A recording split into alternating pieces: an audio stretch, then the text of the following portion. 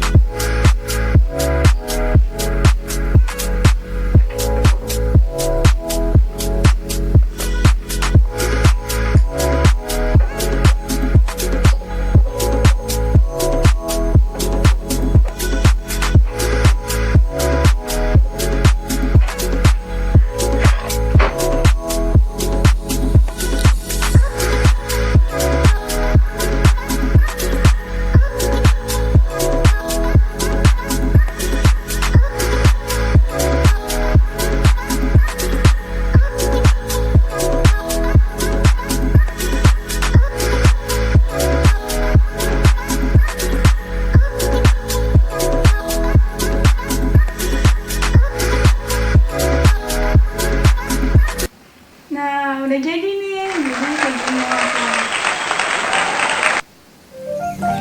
Ya sampai sini dulu ya teman-teman videonya, jangan lupa